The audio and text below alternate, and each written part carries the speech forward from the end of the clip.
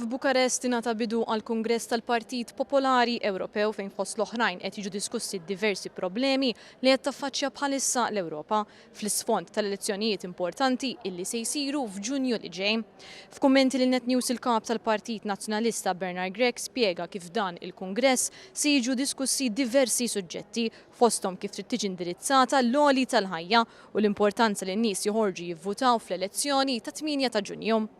Apparti minn hekk dan l-istazzjoni se jikkonferma illi matul id-diskors se jwassal fit-tieni jum ta' dan il-Kungress, Bernard Grech mistenni jfakkar il-memorja taż-żagħżugħ Jean Paul Sofia. Bla dubju d-diskussjoni se tkun waħda illi ħad evolvi dwar l-elezzjonijiet tal-Parlament Ewropew illi se jsiru fit-8 ta' Ġunju f'Malta u fid-9 ta' Ġunju f'pajjiżi oħrajn.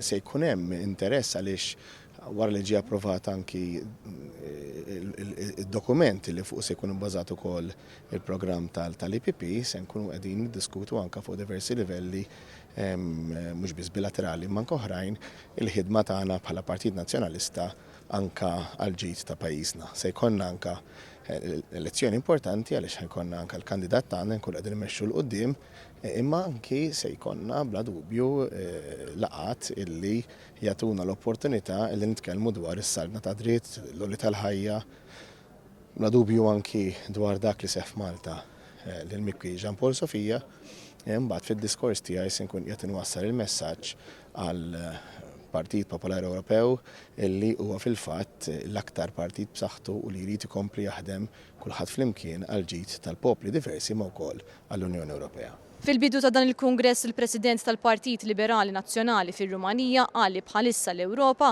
għaddejja minn perjodu diffiċli fost l-oħrajn bil-gwerra li għaddejja fl-Ukrajna u wastqar li din il-gwerra li issa daħlet fit-tielet sena tagħha ħalliet impatt fuq kulħadd iżda l-ħidma ma tridx tieqaf hawn. Min-naħa tiegħu il-President tal-Partit Popolari Ewropew Manfred Weber qal li dan il-partit dejjem ħadem sabiex ikompli jsaħħaħ l-Ewropa dan fil-waqt li saħaq li rridu nkomplu nikkumbattu it-teddida tal-populiżmu b'mod speċjali f'dan il-perjodu diffiċli għall-Ewropa. F'dan il-Kungress hemm numru ta' mexxejja preżenti fosthom il-President tal-Parlament Ewropew u MEP tal-Partit Nazzjonalista Roberta Metsola u l-President tal-Kummissjoni Ewropea Ursula von der Leyen. Matul l-ewwel jum ta' dan il-Kungress il-President Roberta Metsola tkellmet dwar il-ħidma tal-Parlament Ewropew matul il-presidenza tagħha.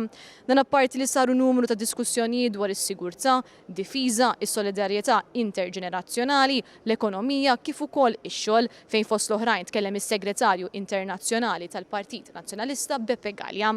Intant aktar kmieni il-kap tal-Partit Nazzjonalista Bernard Grech kellu laqgħa mal-LGBT+ Alliance fejn fost l-oħrajn diskuss kif inbidlu l-affarijiet mill-bidu tal-gwerra fl-Ukrajna law kif ukoll in-numru ta' inizjattivi li qed jaħdem fuqhom il-Partit Nazzjonalista fost l-oħrajn il-pressjoni li qed issir sabiex pajjiżna tirrenja il-governanza tajba.